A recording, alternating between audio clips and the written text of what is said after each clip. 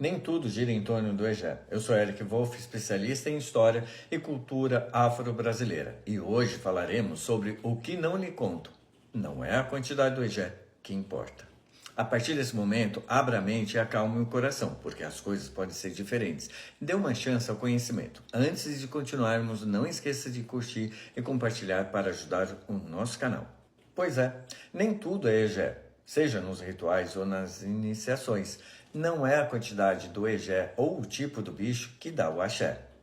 Observamos que a sociedade afro-religiosa contemporânea possui um conceito equivocado de quanto mais Egé, mais força o ritual terá. No entanto, entretanto, não é assim.